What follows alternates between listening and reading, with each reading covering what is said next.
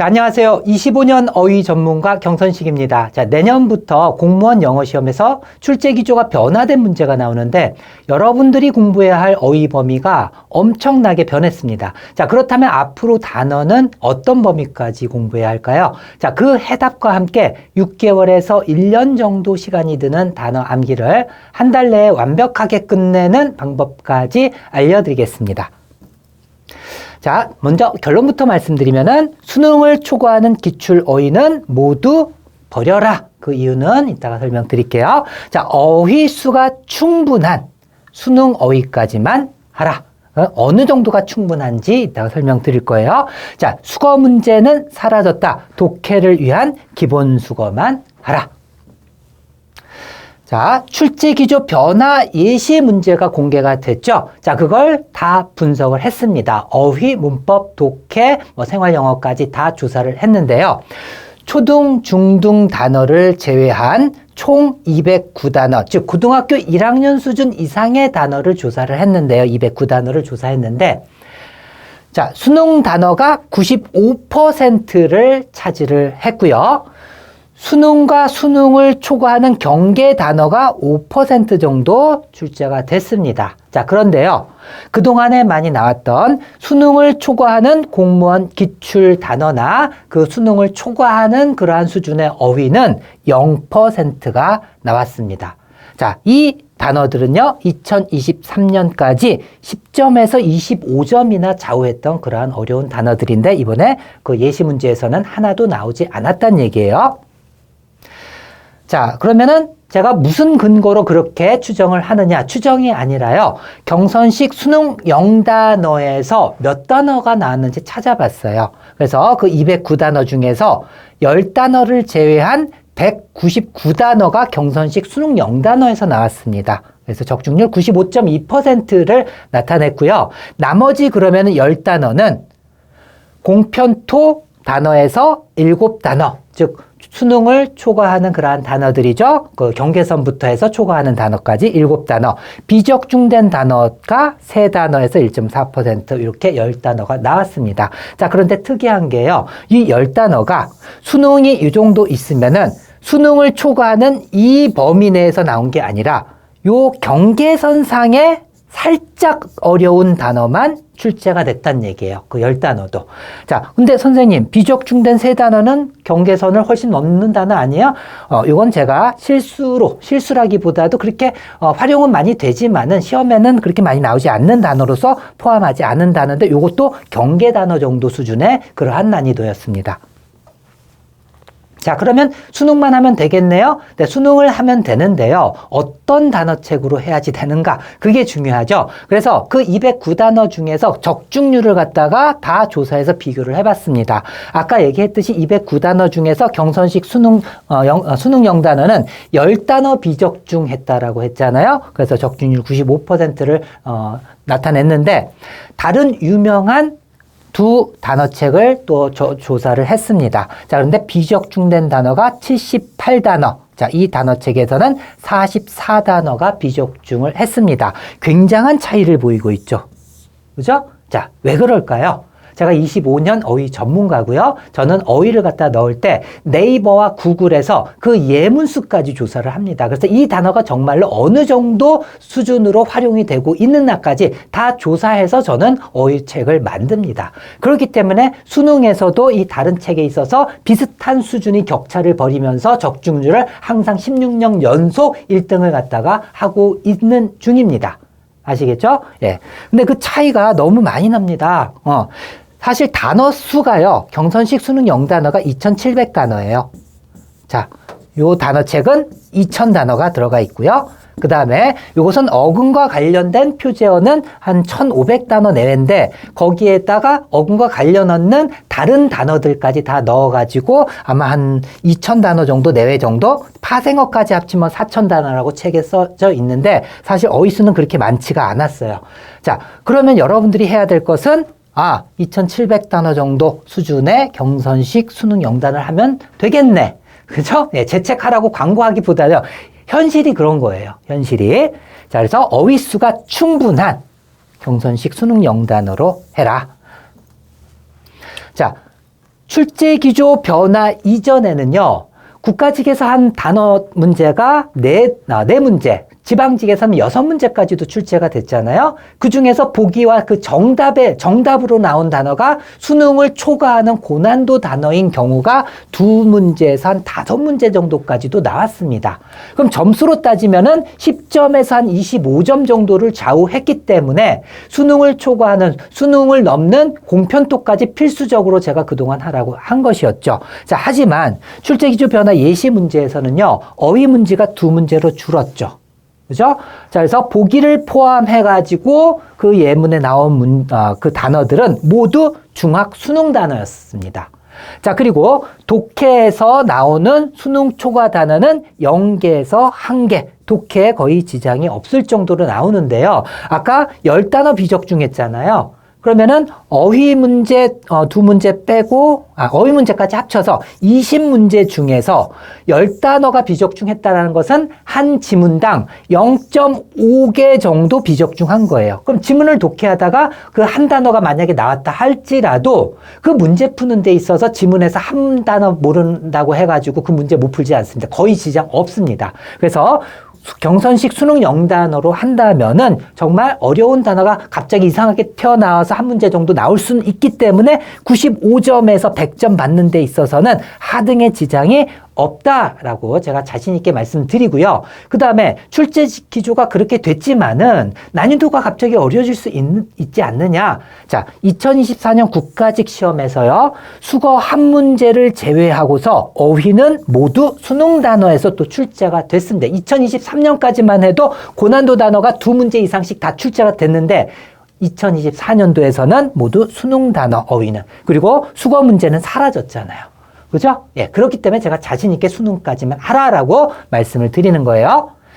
자, 그래서 실제로 출제기조 변화 예시 문제의 어휘 문제를 한번 살펴보면은요. 자, 요 파란색으로 표시한 단어들이 다 경선식 수능 0단어에 나오는 단어들입니다. 하얀색 단어는 초등, 중등 수준의 단어라는 걸 여러분들이 알 수 있겠죠? 자, 그 다음에 보기 마지막 요거는 effect가 그 중학 단어에, 경선식 중학 단어에 나오는 것이고. 그래서 수능을 넘는 단어가 어휘 문제에 출제되지 않았어요. 2번도 마찬가지입니다. 어휘 문제였는데요. 다 경선식 수능형 단어에 나오는 단어들이었고요. 그 다음에 나머지들은 다 중학 단어였고, 자, account for 수거.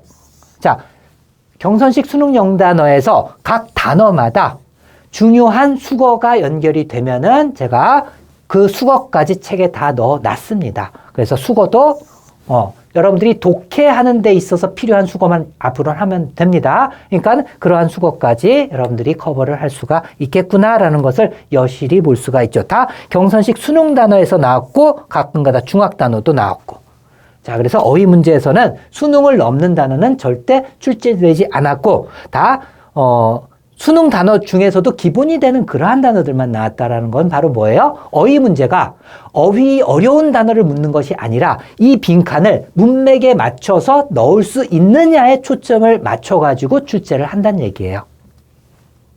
자, 그리고 예시 문제 18번 글이 순서 정하기에서 전체 지문에서 이 노란색으로 표시한 것이 다 경선식 수능 0단어에 나오는 단어들입니다. 자, 그리고 요 파란색으로 된 shove, 뭐 밀치다, 뭐 밀다, 뭐 이런 뜻인데요. 자, 이 단어는 공편토에서 나왔던 단어예요. 이렇게 한 지문당 0.5개 정도 알까 모를까 하는 단어가 출제가 된다 할지라도 이 문제 푸는 데 있어서 이게 하등에 영향을 끼치지 하등은 아니죠. 그죠? 거의 영향을 끼치지 않는다는 얘기입니다. 아시겠죠? 그래서 이런 것까지 뭐 다 커버할 거면은 여러분들 수능 단어 한 다음에 적어도 2000단어 정도는 다 해야지 돼요. 쓸데없이 왜 그런 짓을 합니까? 아시겠죠?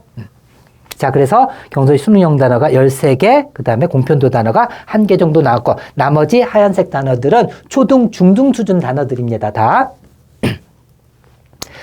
자, 그러면 앞으로 단어는 수능까지 하면 된다는 건 알겠는데 공부를 어떻게 할 것인가? 여러분들 고등학교 전체 단어를 암기하는데 고등학교 때 공부할 때 어느 정도 걸린다고 기억을 합니까?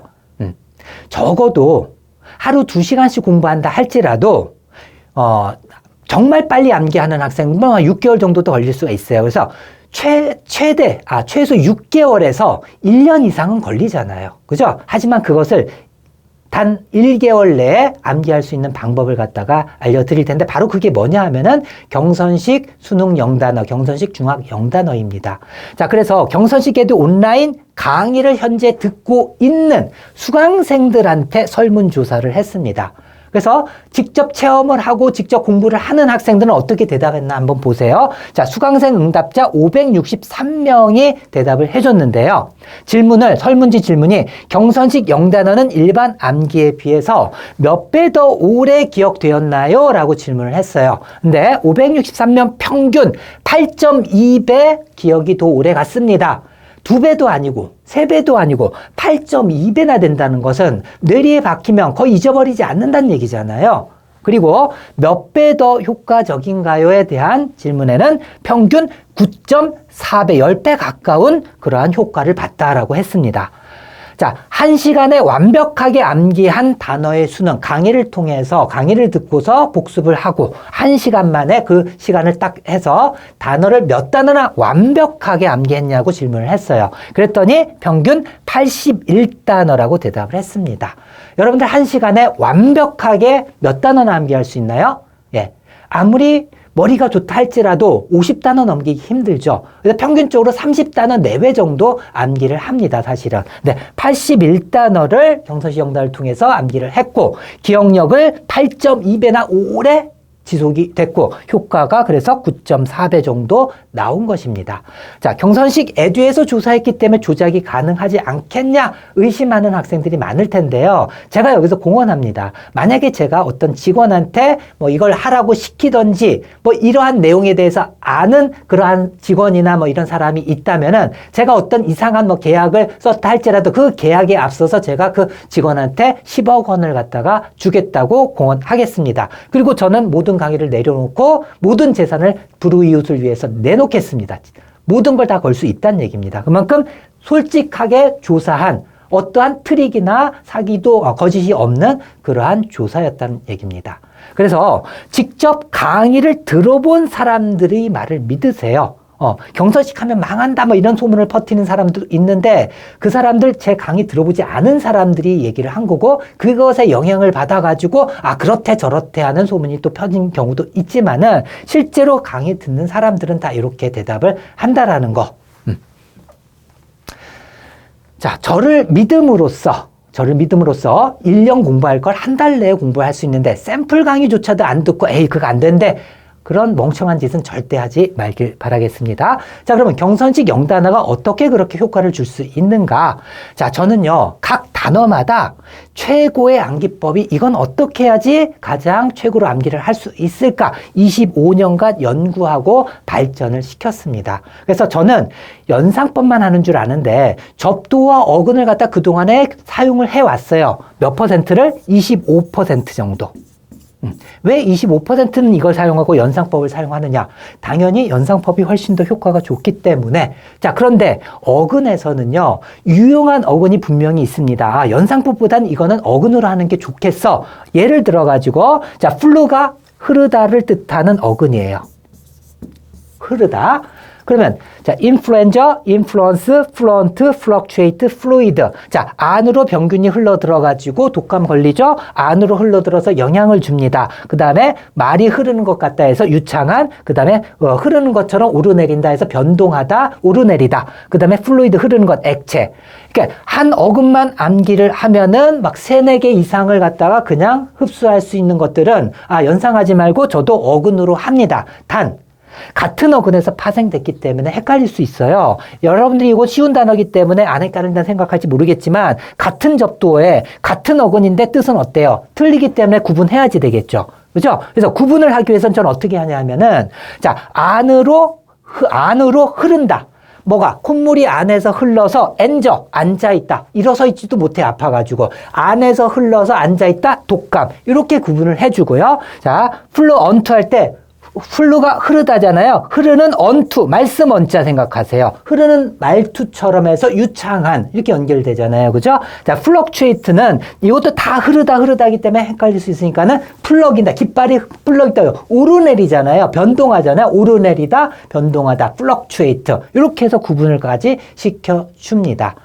아시겠죠? 그래서 이렇게 유용한 어근은 저도 활용을 한다는 얘기죠. 자, 그런데 전체 단어에서요.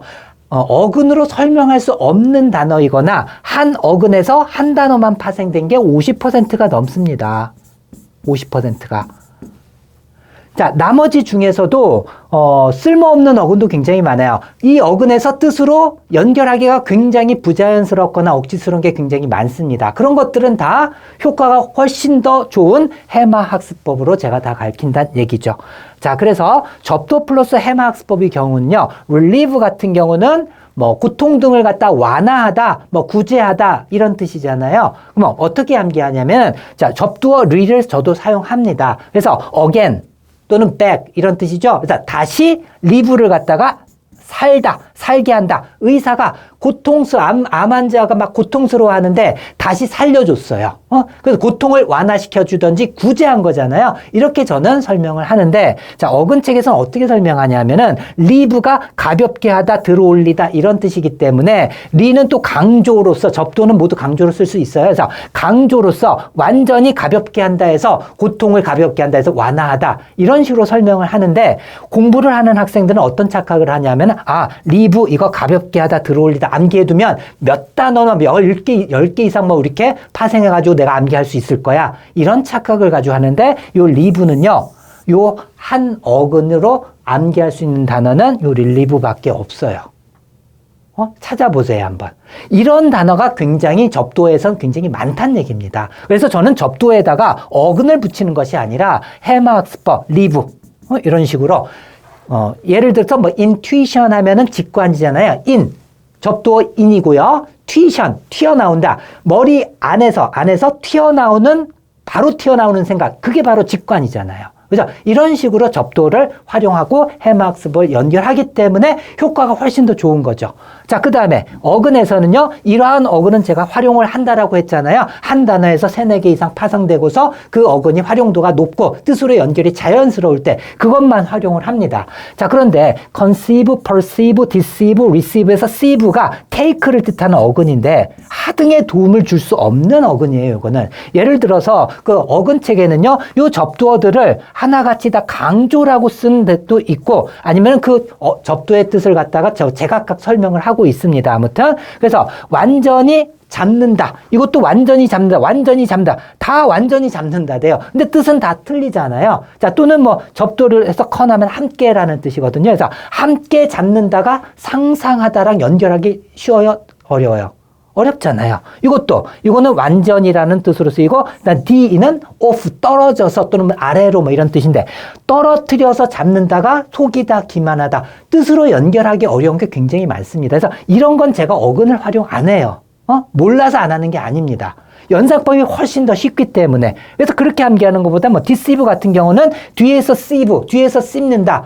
앞에선 친한 척 하더니 뒤에 가서 나를 씹고 있네. 나를 속이고 기만한다. 이렇게 연상을 시키거든요. 그래서 이 힌트가 어디서 나와요? 발음에서 나오잖아요. 그래서 어근처럼 굳이 암기할 필요가 없습니다. 발음만 하면 힌트가 나오니까 deceive, 뒤에서 씹는다. 뒤에서 씹어. 나를 기만하네 하고 그 뜻이 바로 몸으로 체득이 되잖아요. 그래서 2-3번 정도 여러분들이 복습을 하게 되면은 그 연상을 거쳐서 뜻으로 생각나는데 순식간에 생각이 나고 궁극적으로 복습을 많이 하다 보면은 그 연상 과정이 없어지고 바로 뜻이 떠오르게 됩니다. 어근도 마찬가지잖아요. 어근 공부하고서 나중에 그 독해할 때 어근 생각하면서 막 풀어가면서 그 단어 뜻 생각하지 않죠. 그걸 많이 복습하다 보면은 그 단어가 나중에는 바로 뜻이 떠오르지 연상도 그렇게 됩니다. 아시겠죠? 예, 그러한 효과가 있는. 그래서 저는 정말 여러분들한테 유용한 어근, 접두어만 활용을 하기 때문에 어근으로 해야 되는데 접두어로 해야 되는데 유용한 어근은 여기 다 있습니다.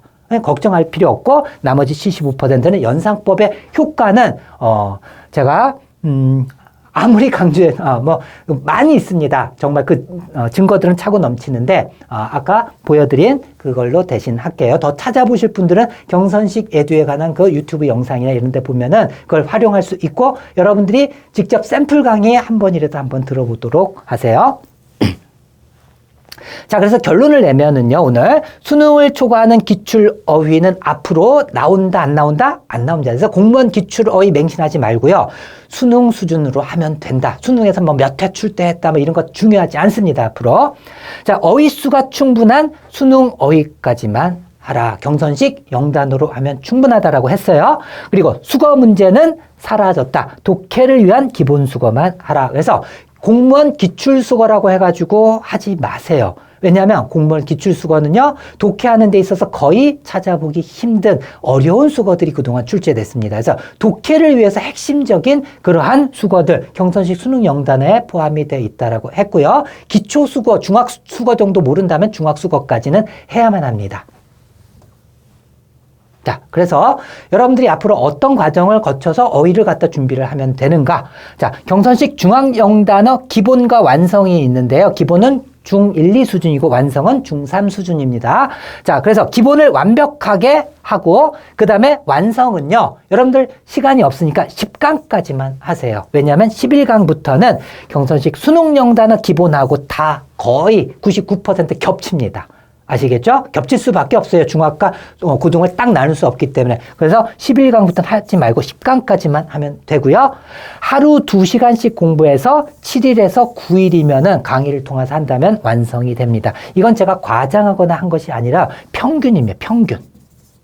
평균적 이 정도면 완성할 수 있고요. 경선식 수능 0단어 기본 완성. 즉 고등학교 1학년부터 3학년 전체 단어를요. 하루 2시간만 해도 20에서 25일이면은 그것도 완벽하게 암기를 끝낼 수가 있습니다. 자, 고등학교 전체 단어를 갖다가 공부하는데 보통 1년 이상 끌지만은 한 달 내에 끝낼 수 있는 걸 가지고서 그거 하면 안 된대. 이렇게 해가지고 그냥 등을 돌린다?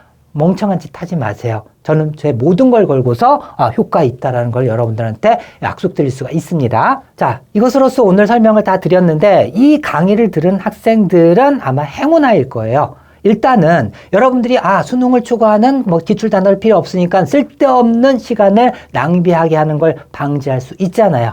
그리고 경선식 0단어로서 정말 빨리 공부할 수 있구나라는 힌트를 얻었잖아요. 직접 샘플 강의를 꼭 들어보시고 앞으로 영어 공부하는 데 있어서 공무원 합격에 있어서 시간을 갖다가 확실하게 단축을 시키길 바라겠습니다. 자, 수고하셨습니다.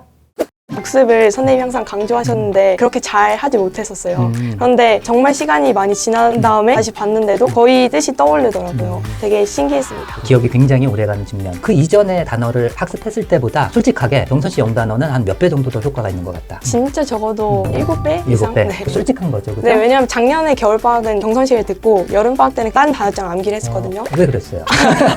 받은 게 있는데 그게 아까워서 네, 그냥 했는데 그때 암기한 건 지금 거의 생각도 안 날 정도.